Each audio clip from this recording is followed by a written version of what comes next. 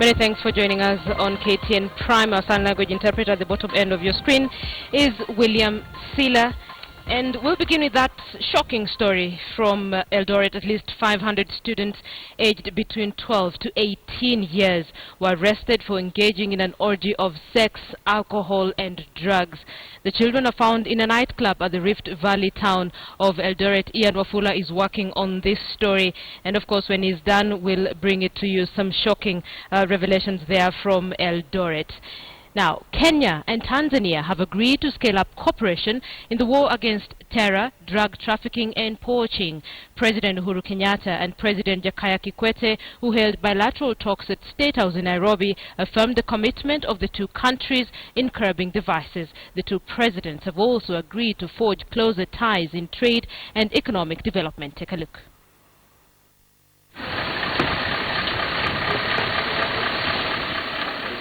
President Kenya-Tanzania, who is in the country for a 3-day state visit, was accorded full honors Monday when he visited State House, Nairobi.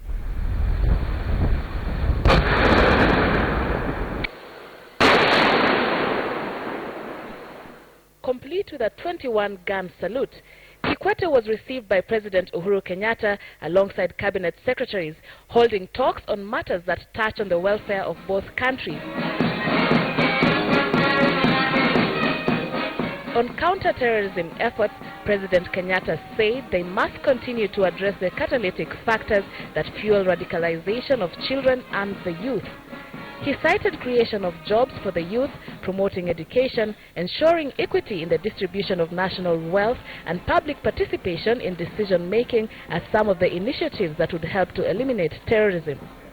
While echoing the need to tighten security efforts in both countries, President Kikwete emphasized that by working jointly, Kenya and Tanzania stand a better chance of ending poaching, which is a major threat to wildlife in both countries. Kikwete, who arrived in Kenya Sunday, had earlier launched the construction of the 90-kilometer Mwatate-Taveta road jointly with President Kenyatta. The project is meant to boost regional integration and a crucial link between Kenya and Tanzania. Watu wetu ni wamoja, hawajui na hawaelewi tofauti yao kwa sababu ya mpaka moja. Biashara wafanya pamoja, wameoana na wanaishi pamoja. Yale wanataka ni sisi kama maserikali tuwasaidie kwa kuimarisha barabara, kwa kuimarisha njia zao za kuweza kusafiri bila shida.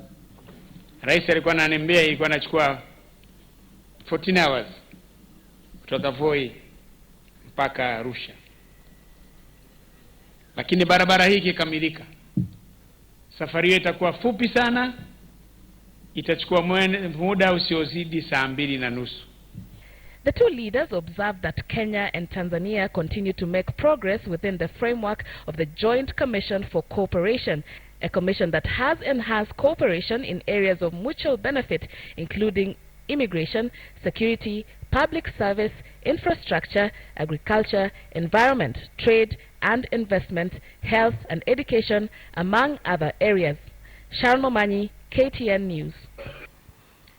Well, Kenya-Tansania's term comes to an end at the end of the year, and Tanzania is in a campaign mode to see who will succeed him as the president of Tanzania. It is exactly 20 days to Tanzania's general election, and the hunt for vote is approaching fever pitch. The National Elections Commission of Tanzania has registered 23.7 million voters via the biometric voter registration system, and they are confident that a high number will turn out to cast their ballot. So, how are the voting patterns in the East African nation, and how do they compare with others in the region?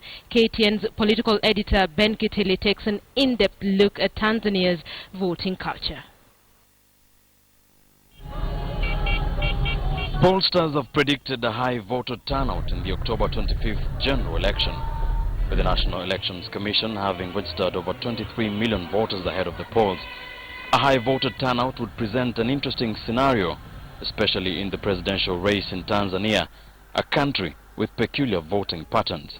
Unlike Kenya, where you have territorial or maybe ethnic voting blocks. Tanzania fortunately does not have such voting blocks, unless this time around they emerge. But as far as the campaign has gone, there has been no indication. Tanzania's voting patterns are much more nationalistic and issue-based. Kwa Tanzania wengi hilo swala halina mantiki. Halina mantiki kabisa. Ni kwamba tunataka kiongozi, usiko kumjaji wanataka wapi, hilo swala halipo. Kiongozi yote anatakiwa ni yule ambaye anasimamia maslahi ya wananchi wote kwa jumla. Haijalishi katoka wapi, kabila gani, dini gani. Hilo kwa Watanzania wote. Sio kuniuliza mimi, kwa Watanzania wote. Bila akikujibu swali anakuambia hilo halipo hilo swali. Yaani mimi hilo kwangu halina msingi, ile nataka mabadiliko. Akiwa hata kama ni huyo Magufuli, akiwa nani Lowassa, yani ninachohitaji mimi ni mabadiliko tu. Political scientists have tried to explain the divergence between Kenya and Tanzania, for instance, as emanating from the direction each nation took at independence. The political philosophies adopted by the founding presidents, Mzee Jomo Kenyatta and Mwalimu Julius Nyerere. Julius Nyerere was, he himself came from a relatively small and relatively powerless ethnic group, whereas Kenyatta, of course, came from a fairly large ethnic group and a fairly powerful ethnic group. And the Kenya system evolved along those lines. You can't always say what comes first, whether the ethnic groups preceded but I think there was a conscious attempt to politicize ethnicity. Opinion polls by Ipsos and Toweza East Africa have shown that the two leading presidential candidates, CCM's John Magufuli and UKAWA's Edward Lowassa, have split the electorate almost right down the middle, each of them enjoying the support of two distinct voting blocks. Basically, we're looking at youth versus older people, maybe men versus women, probably people with disabilities, etc. But basically, these are the major voting blocks. Kadri watu wanavyokuwa wazee zaidi, ndivyo wanaendelea kumchagua John Magufuli, wakati vijana zaidi wanadhamiria kumchagua Edward Lowassa. Siku za nyuma zilizopita ni kwamba vijana wengi walikuwa wanadharau sana masuala ya uchaguzi, lakini huwa tunalalamika kwamba nini kiongozi fulani amechaguliwa, kwa sababu kumbe tunapoteza muda kwamba sio wenyewe tuende kupiga kura afu tunaweza kulalamika. The clear voting patterns in Tanzania have been beneficial and have ensured that the politicians stick to the issue as well as preventing election-based skirmishes. Those rifts that occurred then have yet to be fully mended in Kenya. This has not quite been resolved completely. We don't have that challenge. We may have many other challenges, but at least we don't have that challenge of national unity is still central. Magufuli, watu wengi vijijini ndio wanampenda zaidi, ingawa bado anaongoza. Na Lowassa, watu mijini wanampenda zaidi. Experts say it is a battle of the younger, change-oriented Tanzanians and the older, more skeptical citizens. For the ruling party, they have the security and reliability of the older voters on the ballot. For the opposition coalition, they have the support of the youth who make up the majority of registered voters in Tanzania. The challenge for them is to convert that support into actual votes. Ben Kitili, KTN News, Dar es Salaam, Tanzania. Let's see how that goes. Let's now focus on that story I told you about from the North Rift that should concern you, especially if you're a parent. At least 500 students aged between 12 to 18 years were arrested for engaging in an orgy of sex, alcohol and drugs. The children are found in a nightclub at the Rift Valley town of Eldoret. Ian Ofula reports on a story that has sent shockwaves across the country. It was meant to be an afternoon full of fun, dance and laughter in the name of a jam session. Unfortunately for the over 500 young revelers, it turned out to be a rather dramatic and perhaps their most embarrassing night yet. Aged between 12 to 18, the young girls and boys became the talk of the town as soon as police and Nakada ambushed the Sam's discotheque. And it was then that the truth emerged as to just what kind of quote-unquote fun they had opted for. Condoms, 25 rolls of Bang, Mira, and sachets of alcohol brands that have been banned from the market were recovered from them. Na hii ni basement floor, ambapo ukiingia ndani ni giza, wanazima lights, alafu hujui kile ambacho watoto wanafanya. It took the area police lorry 12 trips to the location where the children were taken to. A number of parents whose children failed to arrive home reported to the police station to check on the fate of their children once the information went viral on social media. And as such, residents of Eldoret could not hold back their anger. Kazi ya polisi ni nini? Patrol ya usiku ni ya kazi gani? Hata ukienda kwa klabu upate iko overloaded, hiyo klabu inafaa kufungwa. Klabu lazima ikuwe na maximum number ile ambao watu wanatakana. Hii kwa mchei hapa, polisi iko hapa. Inafanyanga nini? Among them, there are hundreds. That is over 18. We have about 50 that are over 18 years. Those, we are taking them to court. We are also taking the management of the hotel to court for that promotion of kind of prostitution activity. The children were part of the revelers who visit the club during the Sunday jam session in the popular joint located just opposite the Eldoret police station. Ian Ofula, KTN News. So, that story by Ian Ofula forms the basis of our big question tonight, and it reminds me of some tweet that I saw about a week ago when teachers were still on strike and students were home. And there was a parent that was complaining, saying children are spending too much time at home, there's no one to discipline them. And one of the teachers actually tweeted back and said, our work is to teach, not to discipline. So allow me to throw that question back to you tonight on KTN Farm. You're asking, who should be held responsible for the actions of these students? You've seen what has happened in Eldoret. Who do you think should be held responsible for the actions of these students? Lots of feedback already coming in on social media, that's on Twitter. Zakaria Dongo says, blame it on parents, bar proprietors and students themselves. Police can't be everywhere with everybody. Kikonde Mwamburi says, I believe parents of the affected students because of reluctance of sex education. Keep tweeting us. Send a short message as well to the number 22155. That SMS line is absolutely free for you. Let us know what you think. I'll be sampling your views during this bulletin. Right, let's still stay with education, and even after teachers suspended their month-long strike in accordance to the court ruling, the tussle between teachers and the government continues in court. The legal team representing the Kenya National Union of Teachers continue to make their submissions as the TSC contested the 50 to 60% pay increase. Teachers insist that the suspension of the strike will only last for 3 months if the government does not honor the pay rise. Michelle Ngele has the details.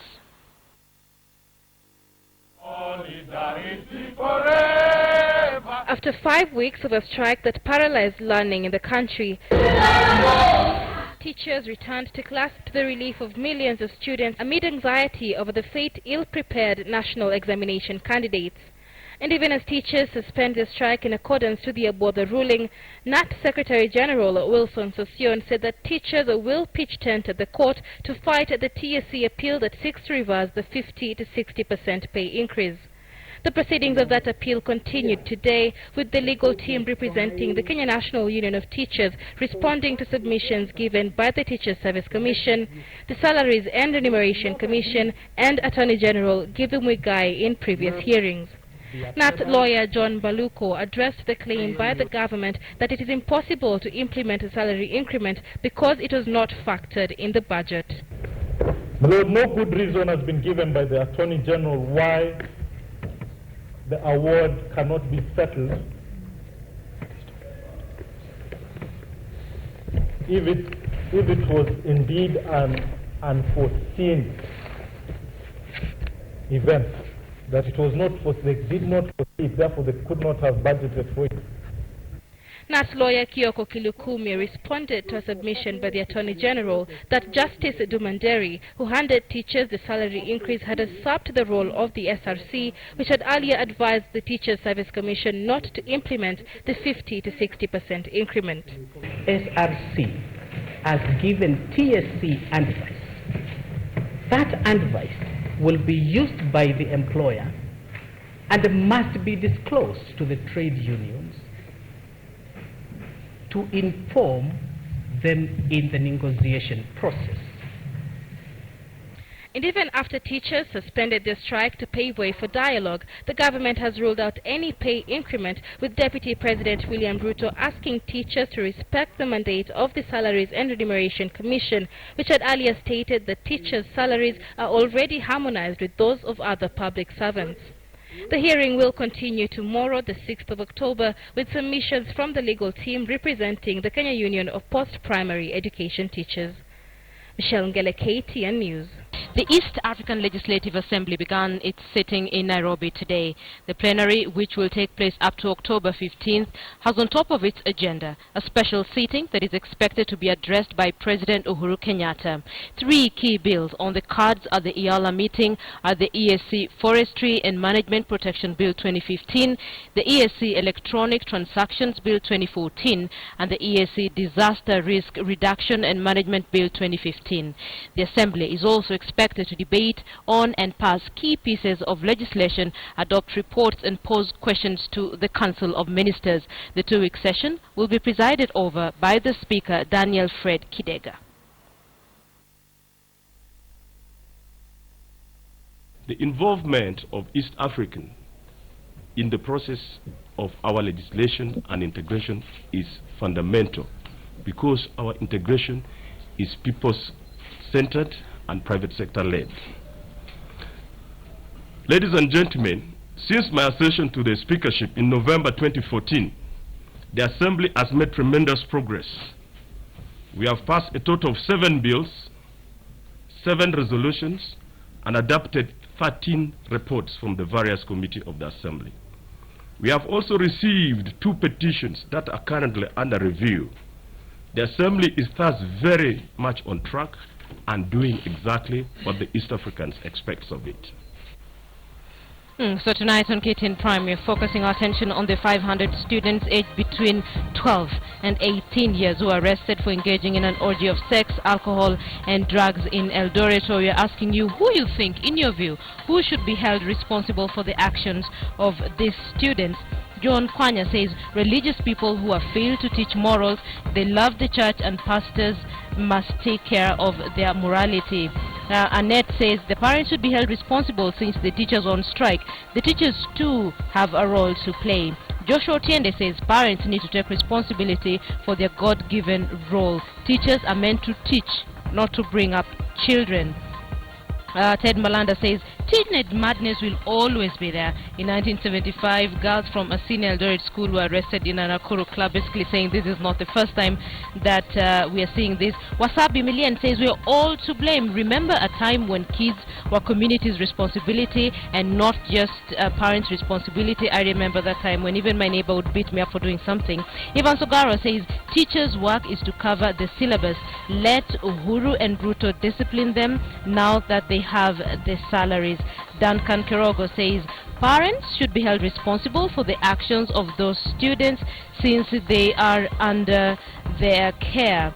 Let me see if I can get one last one. Very good. Tony Odhiambo says not all blame are always on teachers. Parents knew they had them at home, and that responsibility ultimately should rest with the parents. So fingers being pointed to authorities, fingers being pointed at teachers, but most of the fingers are being pointed towards parents, saying parents have abdicated their roles and they're not able to raise their children in an acceptable manner. So let's stay with us, and while the teachers in public schools may have bowed to the rule of law and reported back to work, it remains to be seen if their hearts are in the right place.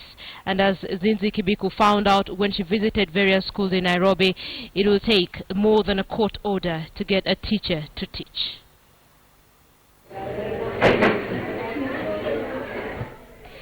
It's day 1 of 3rd term for public schools. Excited and willing to learn are these standard 3 pupils.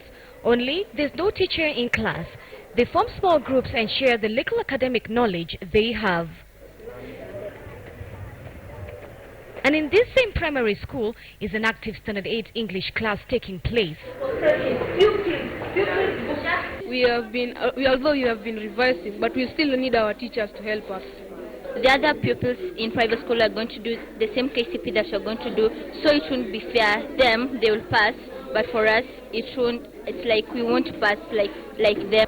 This has been one of the worst strikes experienced in the country. The first one being in 1963, led by Secretary General Joseph Kioni at that time. Others followed, such as in 1966, 2002, and 2009. I'm seated with Patricia here, who wants to become a pilot one day, which begs the question, will teachers return to class with a heart willing to teach? Even though some pupils may have been initially excited to have no homework and no early mornings, Simon Masharia says he isn't one of them. He missed school during the teacher strike. Bila walimu hakuna pale tunaweza enda. And in fact, hata mtu akiwa nyumbani hakuna kitu mtu anaweza fanya. No friends, hakuna interactions. Yani vitu mingi una miss sana. I missed learning. I missed my friends because most of my friends never came to school, so it's like I just want to see them. Meanwhile, it was a different story at Buruburu Girls' School in Nairobi's Eastland area.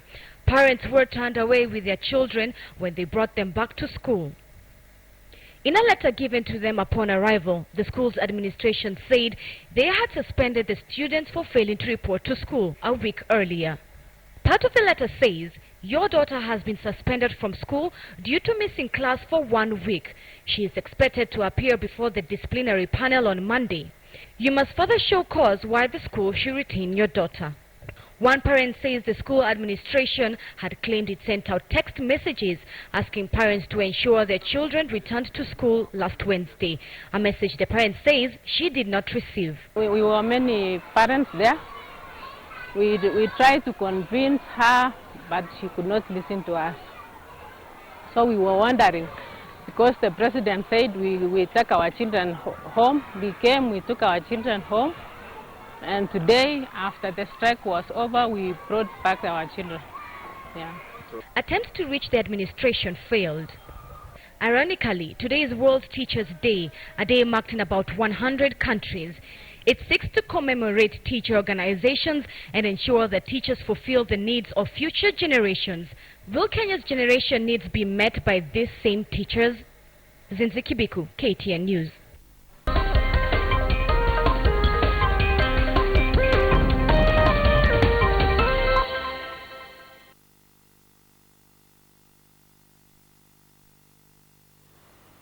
Welcome back. Let's look at business news now, and we begin on a note that is not very good. The curtain is finally coming down for low-cost carrier JetLink Express as auctioneers move in to sell off the airline's asset, weighed down by debt and failures to pay taxes. The airline has been non-operational since 2012. JetLink owes 554 million shillings to its creditors, including Afrotech Limited, Kennel Cobil, IMAX Spares East Africa, and FineJet. The firm also separately owes Equity Bank 703 million shillings. In 2013, the airline had drawn up a debt restructuring plan asking creditors to write off about 360 million shillings and convert the remaining 35% debt into preference shares, which it was to buy back after 5 years. And in the latest twist, the Kenya Revenue Authority, through Leakey's auctioneers, is eyeing the sale of 2 airplanes. On auction will be two Fokker 28 airplanes, as well as a range of office furniture.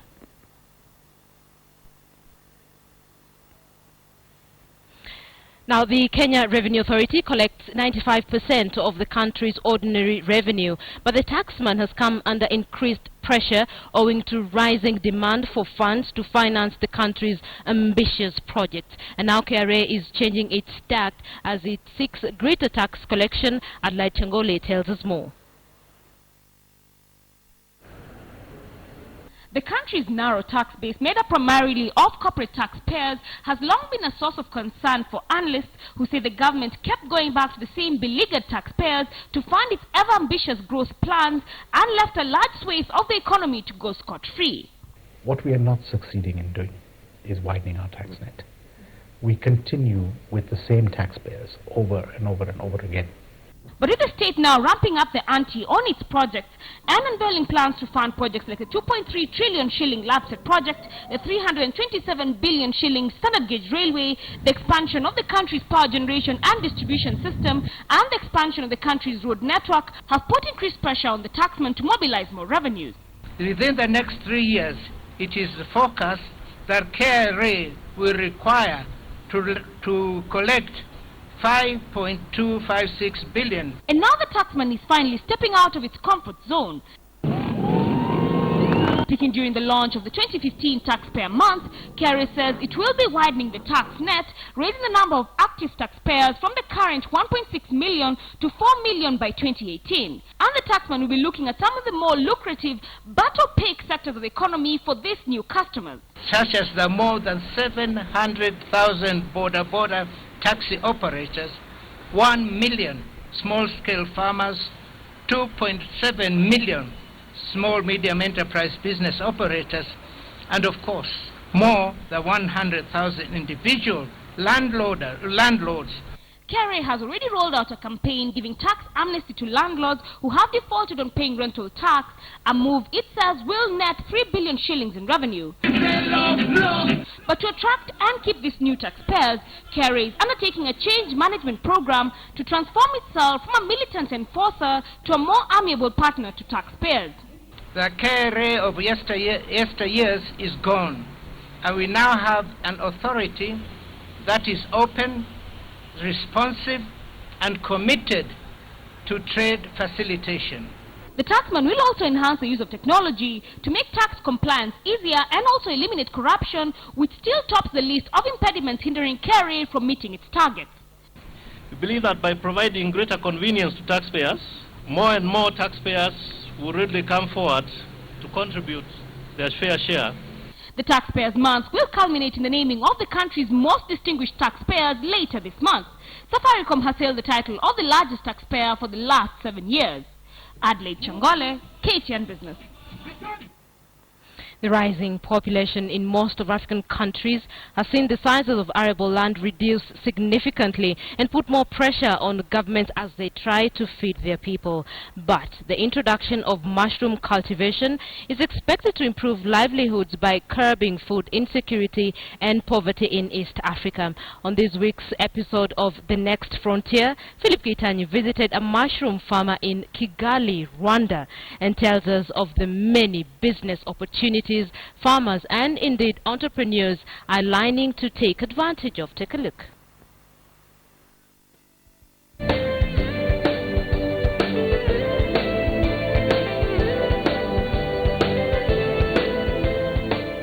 On this week's episode of The Next Frontier, we are coming to you from the country of 1,000 hills, and we are visiting a farmer who does mushroom farming, and not just any mushroom, but oyster mushrooms. This is the cotton husks. It is the main raw material that we use when producing the mushrooms. 2 reasons why we use the cotton husks. We may use another material. We have with straw here. We have all other byproducts coming from agriculture. But this one is the good one while you're producing the pleurotus, the variety we are producing right now. Because we have to look at the contamination rate. It has the lowest contamination rate. And also the yields. It's easy to use and it gives the better yields. The first step is to soak these cotton husks in water. We take the cotton husks, which is wet, we mix with these 2 other ingredients. This is the wheat bran. The purpose of putting the wheat bran is to give the mushrooms, the nutrients. This is what the mushrooms is going to use as nutrients. And this is the lime. The lime is a chemical which is used to bring the pH up because the mushrooms like the places which are alkaline. Then after we go to pasteurization. So we put the tubes like this. After pasteurization, we have now to put the mushroom spawn. After introducing the spawn on top, she puts 2 holes on the side. This is to make the spawn grow faster. When we finish to inoculate the tubes in the inoculation room, we bring them here to incubate them. They stay here for in average 3 weeks. After 3 weeks, you will find a tube has become like this. This is a full tube. This is a ready to grow tube. 1 tube has the yield of 50%, 50 to 60% of. So you have a 500 grams to 600 grams in 3 months for 1 tube. when you want to harvest, we have 2 baskets. Because you have some waste that you remove on a mushroom, you put them here in the blue basket, and the good mushrooms, you put them in the green basket. We train people to know which mushrooms are ready to be harvested. If you see the cap is turning down, it's ready. If you see the cap is starting to turn again up, then it's not ready, it's more than ready. You have to dry those mushrooms. So after harvesting the mushrooms, if you want to dry them, this is the electric drying machine that we use. Then after, this is the dried mushrooms. We sometimes transform them into powder. So we have also other products made of mushroom powder. And after we make the powder, we mix with other spices to make our own spices made of mushroom powder. If there's anything that I've learned here today about mushroom farming, is that mushroom farming is a serious science that you need to know how to grow the mushrooms before you make it a business. Philip KTN for The Next Frontier. Brilliant story there from Rwanda. Let's take a look at the financial markets report.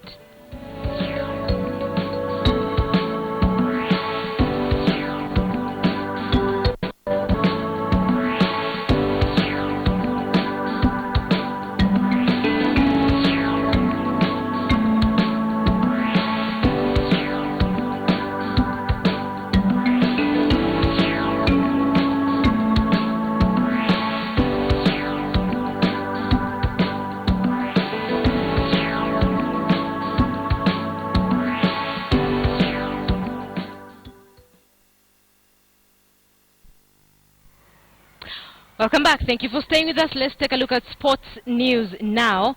After Kenya's display at the just concluded Safari 7th that saw Shujaa narrowly lose to Samurai in the main cup finals, Ultimate Rugby 7's representative Tom Barwell believes Kenya can go a long way in developing rugby if it's introduced at an early age to young players. Robinson Okenye spoke to him and filed the following report. The 20th edition of the Safari 7 saw a number of top teams from across the world take part in the showpiece that had Samurai crown the winners. Some coaches who witnessed the proceedings at the Kasarani Stadium feel rugby in Kenya has grown over the years. Tom Bowell from Ultimate Rugby 7's Academy, which is aimed at developing rugby in different parts of the world, feels Kenya still has a lot of raw talent to develop. The raw talent that is here in Kenya specifically is outstanding.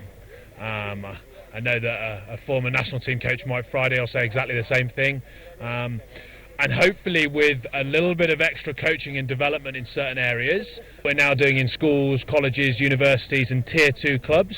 And in the women's game, you're beginning to see a real traction and change in some of the things that we're trying to coach and we're trying to put across to people. The 27-year-old former Newcastle Falcons player has been conducting rugby clinics in the country since 2014 and feels the country is headed in the right direction when it comes to rugby, but it should be introduced at an early age to young players. Take someone and start the game at a much younger age. I started playing at 6, right? So if you can get people playing the game at a much younger age and get those habits and those sometimes bad habits out of them at an early age, then you've got an even better player than your Chenges and your Andolas that we've seen that started. For me, the rugby in Kenya is already incredible, and it's about how you hone that talent and perhaps get people playing at a younger age.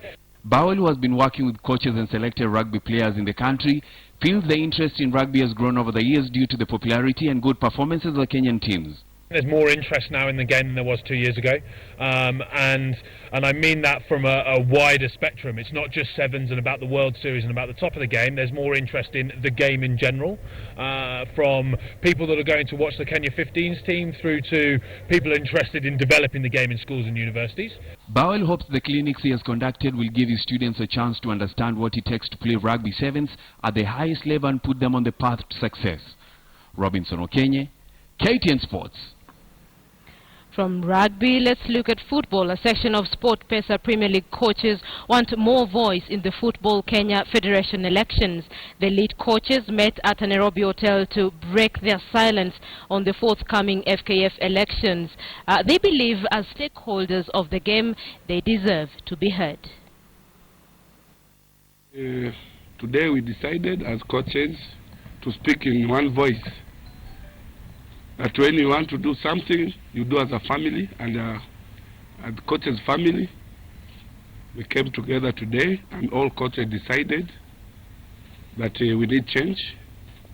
And those changes, because we are main stakeholders in football, we are in the pitch throughout the day with the boys. We know our big problem, we know our problems from the boys, players, and we want change. And our coaches have decided, and also with one voice, that they're supporting Nicky Mwendo, and nobody forced us, and we are not here because of, somebody can say that coaches, we are being paid to play, to coach, but here nobody paid us to come here. We just came because we want change. We want a leadership that recognizes the people it's leading from grassroots levels up to the top level. And from what we've seen in the past, that is not happening.